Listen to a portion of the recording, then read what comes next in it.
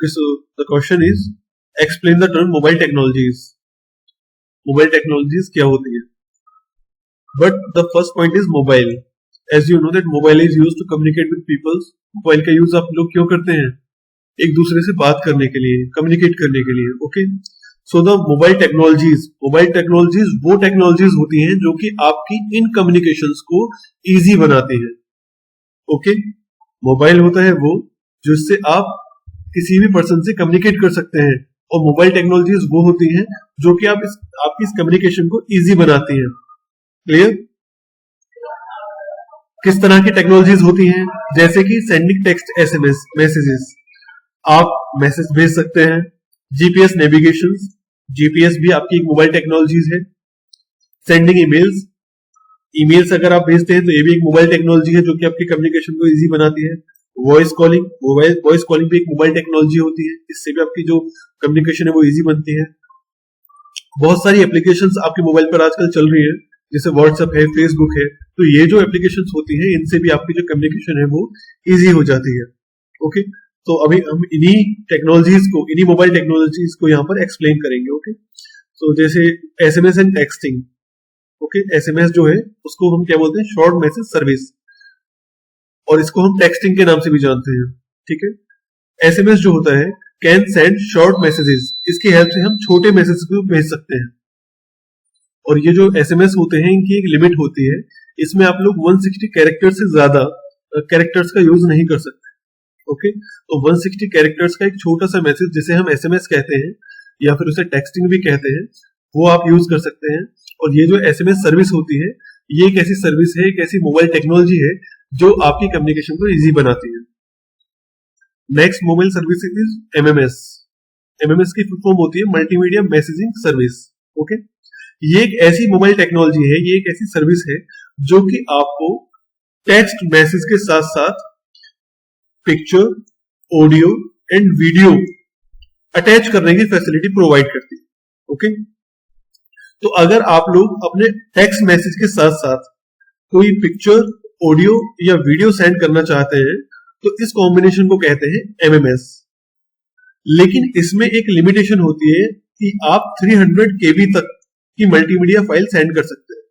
Means आपका जो picture है, ऑडियो है, वीडियो है और जो टेक्स्ट मैसेज है उन सबका टोटल साइज 300 केबी के ऊपर नहीं होना चाहिए.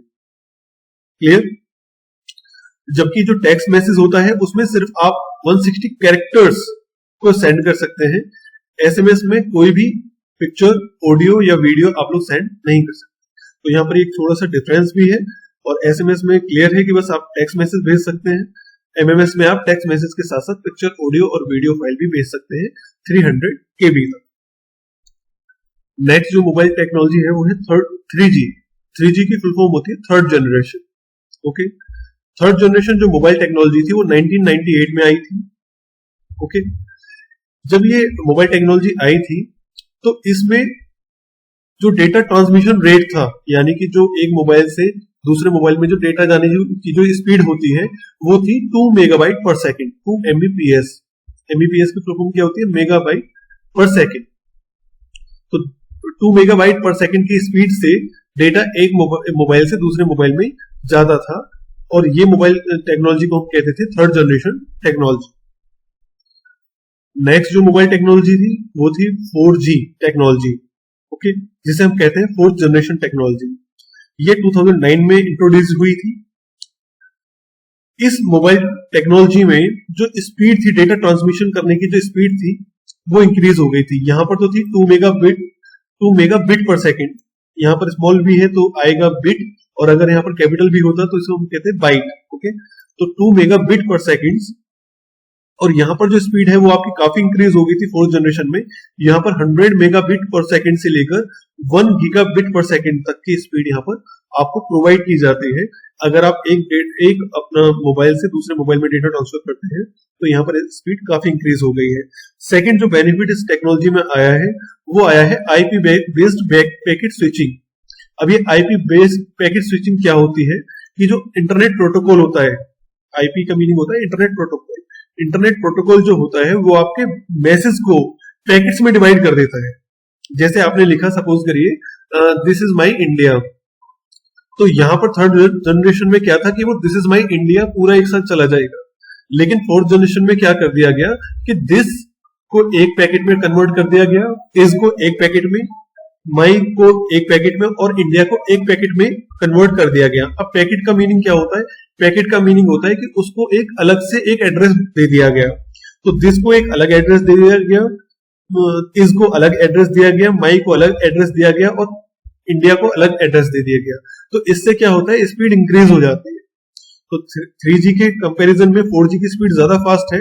और वो फास्ट क्यों है? क्योंकि जो आपका मैसेज होता है उस मैसेज को इंटरनेट प्रोटोकॉल पैकेट्स में डिवाइड कर देता है। पैकेट्स में डिवाइड करने का मीनिंग क्या होता है कि उसको पर्टिकुलर एड्रेस प्रोवाइड कर देता है, जिसकी वजह से स्पीड जो होती है वो काफी इंक्रीज हो जाती है। Okay, next technology is 5G technology. 5G technology को हम 5th जनरेशन टेक्नोलॉजी कहते हैं। ये टेक्नोलॉजी आपकी 2010 के एंड में इंट्रोड्यूस हुई थी और इसमें जो है स्पीड 3G और 4G के मुकाबले काफी ज्यादा हो जाती है। और यहाँ पर उस स्पीड को कहा जाता है HD क्वालिटी, यानी कि यहाँ पर HD क्वालिटी के पिक्चर्स आपको मिलती हैं देखने के लिए। और जो भी डेटा है आपका, उसकी जो अगर आप एक मोबाइल से दूसरे मोबाइल में सेंड करते हैं तो उसकी जो क्वालिटी है वो डिस्टर्ब नहीं होती है। और काफी कुछ इन दोनों टेक्नोलॉजी 3G 4G के मुकाबले ज्यादा अच्छी क्वालिटी और ज्यादा डेटा ट्रांसफर रेट यहाँ पर 5G टेक्नोलॉजी में आपको मिलता है। Next question is explain the structure of an email message. जब आप किसी को एक ईमेल भेजते हैं तो उस टाइम पर आप उस जीमेल में जाकर कंपोज बटन पर क्लिक करते हैं। तो जब आप कंपोज बटन पर क्लिक करते हैं तब आपके सामने एक फॉर्म ओपन हो जाता है जिसमें आप लिखते हैं फ्रॉम। ये जो फ्रॉम वाला आपको ये सब्जेक्ट देखने के लिए मिलता है। तो फ्रॉम के आगे आपको देना होता है आपका ईमेल एड्रेस। टू में आपको लिखना होता है जिस पर्सन को आप ईमेल सेंड कर रहे हैं उसका एड्रेस आएगा। सीसी का मीनिंग होता है कि अगर आप किसी और पर्सन को भी सेम ईमेल सेंड करना चाहते हैं तब आप सीसी वाले बॉक्स में उस पर्सन का ईमेल एड्रेस लिखेंगे।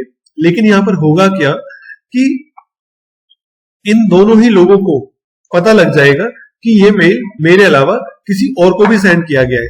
लेकिन अगर आप सीसी के अलावा बीसीसी में एड्रेस को लिखेंगे तो बीसीसी में लिखने से क्या होगा कि बीसीसी का मीनिंग होता है ब्लाइंड कार्बन कॉपी। तो किसी को पता नहीं, आप ये जो जिसका एड्रेस यहाँ पे 2 में था उसको ये पता ही नहीं चल पाएगा कि ये मेल मेरे अलावा किसी और को भी भेजा गया है, क्योंकि आपने यहाँ पर ब्लाइंड कार्बन कॉपी को सेंड किया है।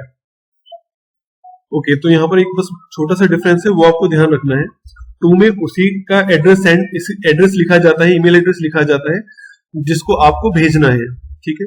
लेकिन अगर आप उसके साथ साथ किसी दूसरे पर्सन को भेजना चाहते हैं और आप ये भी चाहते हैं कि उसे ये पता लग जाए कि ये जो मेल है मेरे अलावा किसी और को भेजा गया है, तब आप लिखेंगे सीसी वाले बॉक्स में, जिसका मीनिंग होता है कार्बन कॉपी। लेकिन अगर आप ये चाहते हैं कि जिसको मैं भेज रहा हूं ईमेल उसको ये पता ना चले कि ये मेल उसके अलावा किसी और को भेजा गया है, तो दूसरे पर्सन का जो ईमेल एड्रेस होगा वो आप लिखेंगे यहाँ पर बीसीसी में, जिसका मीनिंग होता है blind carbon copy. Okay, next part is subject. लेकिन सब्जेक्ट से पहले आप बॉडी को समझिए।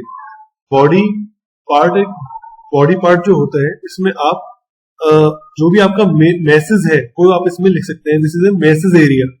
ओके, तो सपोज अगर आपको कंपनी में लीव चाहिए, कंपनी में आज नहीं जा सकते हैं आप, तो उस टाइम पर आपको जो एप्लीकेशन लिखनी है वो आप बॉडी पार्ट में लिखेंगे। क्लियर? बॉडी पार्ट में लिखने के बाद जो सब्जेक्ट होता है, सब्जेक्ट का मीनिंग होता है कि आप एक लाइन लिख सकते हैं, सब्जेक्ट वाले टैग में आप एक लाइन लिख सकते हैं जिससे ये पता लग जाएगा कि आपकी जो एप्लीकेशन है वो उसका रीजन क्या है, वो किस सब्जेक्ट पर बेस है। ठीक है, जैसे कि अगर सब्जेक्ट में, अगर बॉडी में आपने एक मैसेज लिखा है, एक एप्लीकेशन लिखी है लीव के रिगार्डिंग, तो आपको सब्जेक्ट में लिखना होगा application for the leave. Okay, इस तरीके से आप सब्जेक्ट सेट कर सकते हैं। डेफिनेशन से देखिए, the subject line in an email is the single line of text. ये टेक्स्ट की सिंगल लाइन होती है that an email recipient can see. जिसको भी मेल जाएगा वो इस लाइन को देख सकता है when they receive your email in their inbox. जब आपका मेल सामने वाले पर्सन को जाएगा तब वो पर्सन अपने ईमेल के इनबॉक्स में आपके इस लाइन को देख सकता है, ठीक है। The subject gives a brief description of your email. ये जो सब्जेक्ट होता है ये आपका जो मेल है उसके बारे में छोटा सा डिस्क्रिप्शन देता है कि आपका जो मेल है उसमें आपने क्या लिखा होगा। ओके, लास्ट पॉइंट आता है अटैच फाइल। अटैच फाइल का आपको मीनिंग पता ही है कि अगर आप अपने ईमेल के साथ में फाइल्स, ऑडियो या वीडियो को अटैच करना चाहते हैं देन इन दैट केस आप लोग अटैचमेंट वाले लिंक पर क्लिक करेंगे। Next question is write the steps to compose and send an email. तो अगर आपको ईमेल बनाना है, एक मेल लिखना है और सेंड करना है तब आपको क्या स्टेप्स करने होंगे वो देखिएगा। फर्स्ट स्टेप होगा log in to Gmail account. आपको जीमेल अकाउंट पर लॉग इन करना है। क्लिक ऑन कंपोज बटन, वहां पर एक कंपोज बटन होता है लेफ्ट साइड में, आप उस पर क्लिक करेंगे। तो जैसे आप उस पर क्लिक करेंगे तो उस टाइम पर एक विंडो आपके सामने आएगी, जिस विंडो में आपको जिस पर्सन को सेंड कर रहे हैं आप ईमेल उसका ईमेल एड्रेस लिखेंगे टू वाले बॉक्स में, और जो आपका मैसेज है उसके बारे में आप एक सब्जेक्ट लाइन देना चाहते हैं तो उसे आपको सब्जेक्ट वाले बॉक्स में लिखना होगा। बॉडी वाले एरिया में आपको अपना पूरा मैसेज टाइप करना होगा। अगर आप कोई पिक्चर वगैरह ऐड करना चाहते हैं, ऑडियो या वीडियो कोई लिंक करना चाहते हैं तो उस केस में भी आपको अटैच फाइल्स वाले लिंक पर क्लिक करना होगा। एंड इन द लास्ट आपको सेंड बटन पर क्लिक करना है। ओके, तो ये क्वेश्चन नंबर 38, 39 एंड 40 डन है। नेक्स्ट क्वेश्चन है आपका question number 41, explain the term search engine. अभी सर्च इंजन क्या होता है पहले मैं आपको इसके डेमो दिखा देता हूं। देखिए यहां पर मैंने लिखा google.com और जैसे ही एंटर करा ये जो आपके सामने पेज आया है यही सर्च इंजन है, इसी को हम कहते हैं सर्च इंजन। अब इसके बारे में देखते हैं। Search engine is an application that helps a user in finding information और documents from the vast sea of knowledge.